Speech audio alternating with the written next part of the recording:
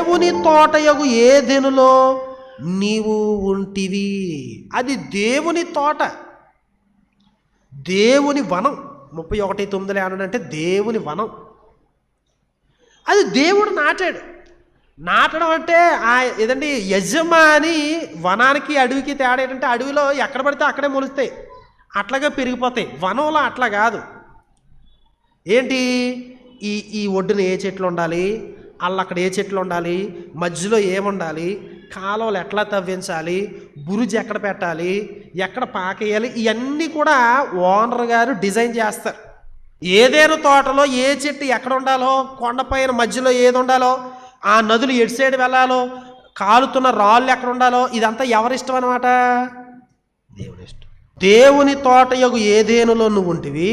మాణిక్యము, గోమేధికము, సూర్యకాంతమని, రత్న వర్ణరాయి, సులిమాని రాయి, మరకతము, నీలము, పద్మరాగము, మాణిక్యము అని అమూల్య రత్నములతోనూ బంగారముతోనూ అలంకరింపబడ్డావు. నువ్వు నియమింపబడినటువంటి దినమున నీకు మ్యూజిషియన్స్ ఉన్నారు. అభిషేకము నొందిన కెరూబువై ఒక ఆశ్రయముగా నీ ఉంటివి. అందుకే నేను నిన్ను నియమించి తిని.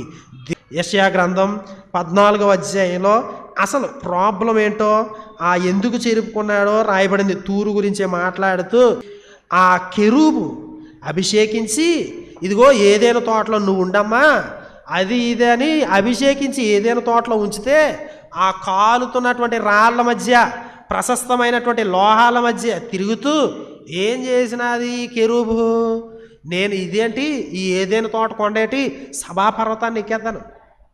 అరే ఈ సభాపర్వతం ఏంటి, అసలు మహోన్నతునితో నన్ను సమానునిగా ఎంచుకుందును. ఒక మాటలో చెప్పాలంటే నేను ఓనర్ అయిపోతాను. కెరూబుకి ఏం తక్కువ? మ్యూజిషియన్స్ ఉన్నారు, చాలా ప్రశస్తమైన లోహాల చేత సిద్ధపరచబడింది. ఇన్ని ఉంటుండగా అవి అనుభవించడం మానేసి ఏం చేస్తుంది, మహోన్నతునితో నన్ను సమానునిగా చేసుకుందును, ఓనర్ గారి ప్లేస్ నాకు కావాలి,